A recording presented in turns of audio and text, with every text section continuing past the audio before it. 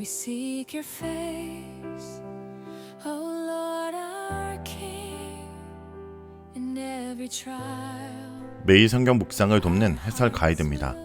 안녕하세요, 묵상 코치입니다. 함께 읽고 나눌 말씀은 역대하 16장 1절에서 14절까지 말씀입니다. 아사 왕이 하나님을 찾고 의지하는 일을 저버리자 하나님도 그를 버리셨습니다. 아사는 바하사가 쳐들어오자 하나님이 아닌 다메섹의 벳하단 왕에게 도움을 청했습니다. 하나님은 이에 선지자 하나니를 보내어 아사를 꾸짖었으나 아사는 도리어 노하여 그를 가두고 백성을 학대했습니다. 또한 그가 병들어 위중했을 때도 하나님을 찾지 않고 의원들을 찾았습니다. 그 결과 그는 2년 후에 죽었습니다. 1절에서 6절을 보겠습니다. 앞에 14장에서 15장에 하나님을 찾던 아사를 묘사했으나 16장은 하나님을 찾지 않은 아사에 대해서 기록합니다.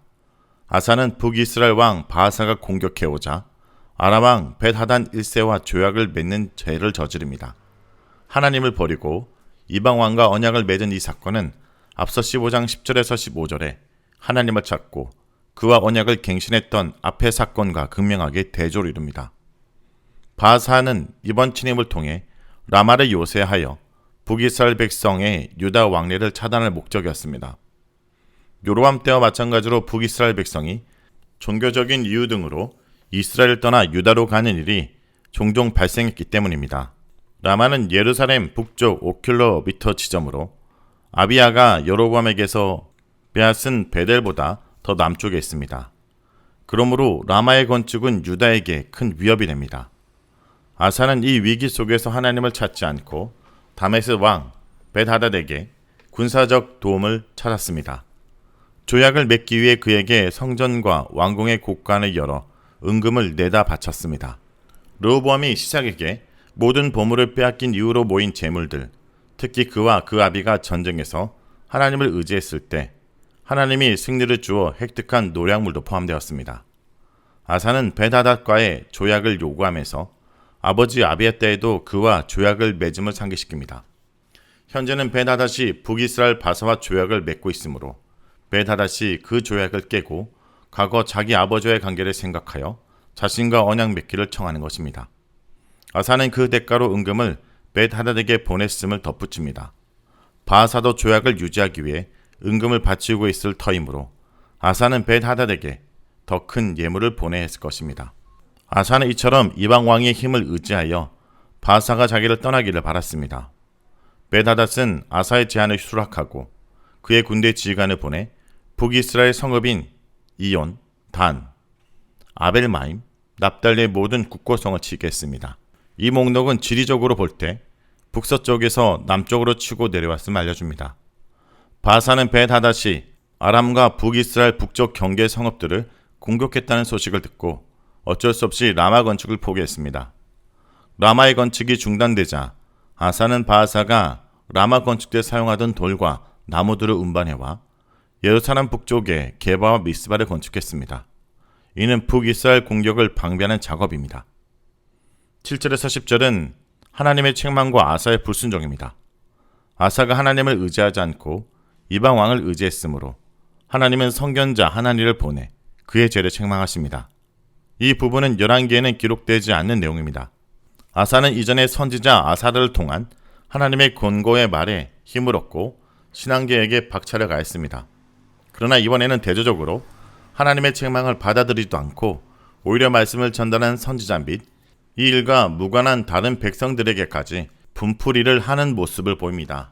아사는 아람 왕을 의지하고 하나님 여호와를 의지하지 않았으므로 아람 군대를 손에 넣을 기회를 잃었고 도리어 아람의 간섭과 침략을 받을 처지도였습니다. 이전에 구스의 세라와 룹 사람의 군대가 많은 말과 병거를 가진 거대한 군대였으나 아사가 여호와를 의지했으므로 하나님이 아사에게 승리를 주셨습니다. 선지자가 언급한 구스 사람과 룹 사람의 공격은 서로 다른 두 전쟁이 아니라 18장 8절에서 15절의 구스인의 세라 침입을 가리킵니다. 거기에서는 세라만 소개되었으나 룹 군대도 이들과 함께 온 병력입니다. 리비아인이었던 시삭의 군대의 군인인 리비아, 숙, 구스 사람이었음을 고려할 때 구스와 리비아 군대는 모두 이집트 군대 소속으로 이해됩니다. 당시에는 시사기의 아들 오스르콘 1세의 통치 시대였으므로 이들 군대는 이 왕에게 속한 것으로 보입니다. 구스의 사라는 군사 100만 명과 병거 300대를 거느렸습니다. 그러나 열악한 상황 속에서도 아사가 하나님을 의지했으므로 하나님은 아사에게 승리를 주셨습니다. 덧붙여 아사의 아버지 아비야가 여로보암과의 전쟁을 맞았을 때도 아비야와 백성이 하나님을 의지했으므로 그 결과 하나님이 유다에게 승리를 주셨습니다. 본문의 7절에서 8절에 3번, 13장 18절에 한 번 등장한 의지하다라는 단어는 원래 무엇에 기대하다는 뜻입니다. 힘들 때 사람이나 사물에 기대면 그만큼 내 힘이 덜 들기 마련인데 내가 기대는 대상이 하나님이시라면 얼마나 완전하고 든든하겠습니까? 하나님의 눈은 온 땅을 살피며 그를 향한 마음이 완전한 자, 즉 하나님을 의지하는 자에게 그의 능력을 나타내십니다. 아사는 마음이 평생 완전했다라는 보편적 평가를 받았으나 이번에는 하나님을 향해 완전한 마음을 갖지 못했습니다. 그 마음을 갖는 것은 하나님의 전능함을 인정할 때만 가능합니다. 백성에게 온 마음과 온 영혼을 다해 하나님을 찾도록 권고하고 언약을 맺게 했던 아사는 지혜로웠습니다. 그러나 실족하여 하나님을 의지하지 않고 이방 왕을 의지한 것은 어리석은 행동이 아닐 수 없습니다. 당시 베다닷과의 조약이 가장 합리적인 강구책이라 생각되더라도 하나님 보시기에 어떤 선택이 선하고 옳은지를 먼저 궁리해야 했습니다. 설령 이방 왕의 원조로 바하사를 유다 땅에서 쫓아내는 잠깐의 흡족한 성과를 얻었었더라도 하나님이 함께하지 않는 수고와 결과물은 시편 기자의 말대로 헛될 뿐입니다. 하나님은 아사의 배역에 대한 심판으로 전쟁에 있을 것을 예고하십니다. 결국 그의 눈에 조로의 기회로 생각되었던 아람과의 조약은 오히려 아람 세력을 유다로 이끄는 덫이 되었습니다. 아사는 하나님의 선지자로부터 책망과 충언을 들었으나 이를 받아들이지 못하고 분노하여 그를 옥에 가두었습니다. 또 분풀이로 백성들을 학대했습니다. 이 어리석은 선택은 아사에게 재만 더할 뿐이었습니다. 11절에서 14절은 아사의 통치 종결부입니다. 아사의 즉위 제39년에 그는 바리병들로 위독했으나 하나님을 찾지 않고 의원들을 찾았습니다. 아사의 병을 죄의 형벌로 단정 지을 수는 없으나 바로 윗단락에서 아사의 실족한 믿음과 악행을 기록했으므로 죄와의 관련성도 배제할 수는 없습니다. 그러나 역대기의 저자는 이 문제보다는 병에 걸린 이후에 아사의 행동에 집중하도록 유도합니다. 아사는 통치 전반에 하나님을 찾아 평안을 누렸으나 죽음을 앞둔 지금은 하나님을 찾지 않습니다. 회개는 저절로 되지 않습니다. 르호보암처럼 스스로 겸비함으로써 교만으로 찬 마음을 비워낼 때 하나님을 찾는 마음이 채워질 수 있습니다. 시편 기자도 회개하지 않고 버텼을 때 영육간의 고통이 찾아왔습니다. 그러나 그가 죄를 인정하고 하나님께 겸손히 회개했을 때 하나님의 용서를 경험합니다. 이처럼 하나님을 찾는 일은 죽을 때까지 매 순간 우리에게 영적인 분별력과 하나님을 찾겠다는 의지를 요구합니다. 또한 강팍한 마음을 녹여 하나님을 찾게 하는 성령의 도움과 하나님의 은혜가 절실히 필요합니다.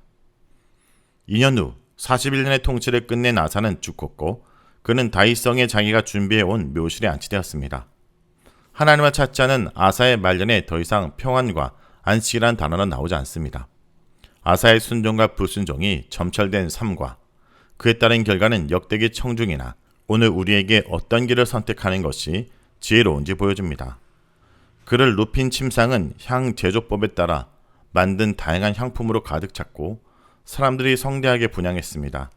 묘실과 조문에 대한 자세한 기록은 아사의 영화와 후 백성들로부터 여전한 존경을 보여줍니다. 사랑하는 성도 여러분, 아사 왕의 이야기는 우리에게 소름 끼치도록 적나라한 거울을 비춰줍니다. 우리는 처음에 열렬히 주님을 따르지만 막상 문제가 닥치면 가장 합리적이고 안전해 보이는 세상의 보험에 손을 댑니다. 그리고 누군가 그 불신앙을 지적하면 교만과 분노로 마음의 문을 닫아버립니다. 마지막 고통의 순간까지 내가 이 문제를 해결할 수 있다라는 자기 구원의 한상에서 벗어나지 못합니다. 이 모든 불수종과 실패 핵심은 전심의 상실입니다. 하나님은 우리의 완벽한 행위가 아니라 우리의 전적인 신뢰를 원하십니다. 말씀을 놓고 기도하겠습니다. 주님, 저희는 아사와 다를 바가 없는 존재입니다. 처음에는 주님을 의지한다고 고백하지만 막상 삶의 라마가 눈앞에 건설되면 가장 먼저 주님의 곳간에 손을 대어 세상의 힘과 거래하고 싶은 유혹을 느낍니다.